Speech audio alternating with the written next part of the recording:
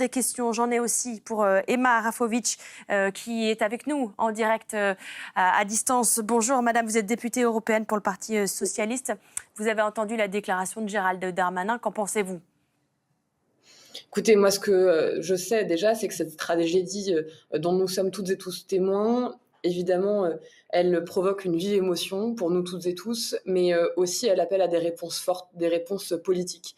Et moi, quand j'entends Gérald Darmanin parler d'un nouveau traité, de nouvelles discussions avec le Royaume-Uni, je sais que des discussions, nous en avons eu d'autres, que des accords, il en existe entre la France et le Royaume-Uni, mais qu'aujourd'hui, on a besoin d'une vision politique et d'un vrai projet pour sauver en fait des personnes qui sont en danger.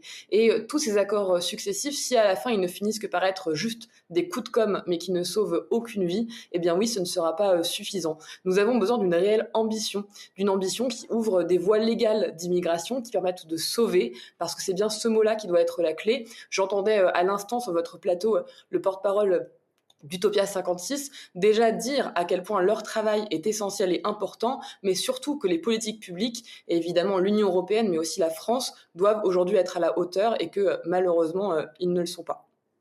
Il faudrait faire quoi alors selon vous ? Est-ce que vous travaillez sur des propositions ? Qu'est-ce que vous souhaiteriez en tout cas mettre en place ? Évidemment, aujourd'hui, je suis membre de la commission Libé du Parlement européen qui traite de ces sujets d'immigration. Aujourd'hui encore, nous votions le budget. Et ce que je pense, ce que je trouve extrêmement important, c'est qu'il va falloir que l'Union européenne et aussi évidemment la France se mettent à travailler pour sauver toutes ces vies humaines. Avec les socialistes, ce que nous défendons maintenant depuis plusieurs années, c'est déjà évidemment cette exigence humanitaire. Sauver les personnes qui aujourd'hui sont dans la Manche ou dans la mer Méditerranée pour éviter que ces mers ne deviennent des cimetières comme cela malheureusement fait la chronique de nos médias tous les mois ou toutes les semaines même parfois. Sauver et donc faire de nos agences européennes des espaces pour sauver plutôt que pour repousser. Il existe aujourd'hui une doctrine, celle du pushback, qui dit qu'on va repousser dans la mer celles et ceux qui y sont. Eh bien moi je crois qu'il faut d'abord sauver. Et ensuite, parce qu'évidemment il faut de l'ordre, eh bien je pense que pour faire l'ordre, il faut justement ouvrir des voies légales d'immigration. Ceux qui prétendent, comme Gérald Darmanin ou parfois comme l'extrême droite, qu'il faudrait finalement en arrêter avec l'immigration pour avoir de l'ordre, promettent le chaos. Puisque quand ces règles-là existent, ou plutôt cette absence de règles existe, c'est évidemment une place énorme qui est laissée aux passeurs, qui est laissée aux parcours illégaux d'immigration. Et je pense que l'Union européenne doit être à la hauteur à la fois du défi humanitaire, mais aussi de cette réalité migratoire, et donc accueillir, permettre aux personnes évidemment de venir, mais aussi avec des critères forts. Tout cela doit se faire dans de meilleures conditions. Alors, lors du mandat précédent, au Parlement européen, nous avons eu un débat vif sur le pacte asile-immigration. Nous avons, avec les socialistes français, été opposés à ce pacte qui ne réglait aucun problème. Je pense qu'à chaque fois, malheureusement, que des tragédies arrivent... Mais il a été voté ce pacte. Du coup, qu'est-ce qu'on fait maintenant ? Eh bien, c'est une bataille, en effet, politique. C'est une bataille politique. Moi, j'attends beaucoup de ce gouvernement aussi britannique, évidemment, désormais travailliste, pour pouvoir trouver d'autres solutions, évoluer, aller dans le bon sens. Écoutez aussi des associations. Vous avez Utopia 56 sur votre plateau. Il y en a beaucoup d'autres qui aujourd'hui se mobilisent.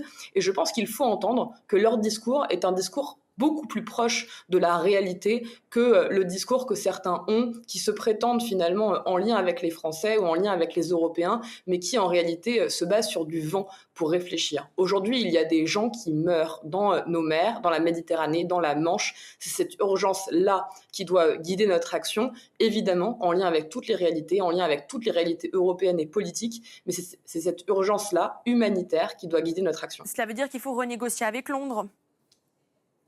Évidemment, il faut négocier avec Londres, il faut ouvrir de nouvelles discussions. Quand nous avons finalement enchaîné les accords, on a eu Sangatte, on a le Touquet, et Gérald Darmanin aujourd'hui nous parle de nouvel accord avec Londres. Je pense évidemment qu'il faut ouvrir de nouvelles négociations et de nouvelles discussions. Il faut remettre à plat beaucoup de choses, notamment qui aujourd'hui examine les demandes d'asile. Cependant, le sujet n'est pas juste de se mettre autour d'une table, c'est autour d'une table, certes, mais avec quelle volonté politique, avec quel objectif. Et si aujourd'hui nous ne savons pas avec quels objectifs nous nous mettons autour d'une table, ces discussions risquent encore une fois d'être des discussions pour rien.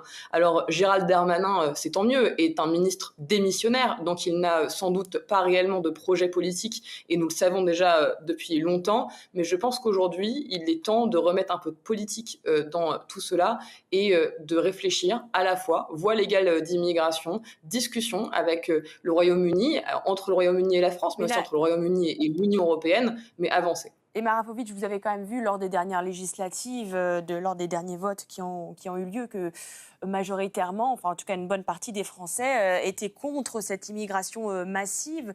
Comment est-ce qu'on fait pour mettre en place ces accords alors que voilà, une majorité de Français s'inquiètent en fait de cette immigration ? Moi, ce que je pense, c'est que les Françaises et les Français, aujourd'hui, ils ont besoin de clarté dans les choix politiques qu'ils ont en face d'eux. Quand on a eu à l'Assemblée nationale le débat sur la loi immigration, quand on a eu au Parlement européen le débat sur le pacte asile-immigration, ce qu'on a vu surtout, c'était la droite et l'extrême droite agiter de manière fantasmée, mais surtout irrationnelle, des idées et des concepts qui sont faux. Et donc, moi, je le dis, il faut aujourd'hui avoir une approche bien plus pragmatique de ces questions. Réfléchir avec les pays tiers, avec aussi les personnes qui migrent ou qui ont migré, avec les associations et évidemment construire quelque chose qui puisse fonctionner. On nous promet la rigueur, c'est ce que promet l'extrême droite, c'est ce que promet la droite.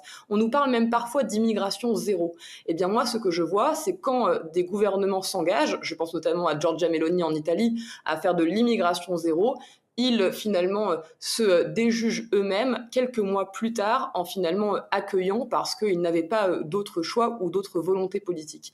Aujourd'hui, un discours de vérité aux Français et aux Européens, c'est assumer qu'il faut de nouvelles règles, assumer qu'il faut aussi mettre de l'humanité là-dedans, mais je pense que nous serons fiers, nous Français, nous Européens, si justement la question du sauvetage et de l'humanité est au cœur de nos politiques européennes comme françaises.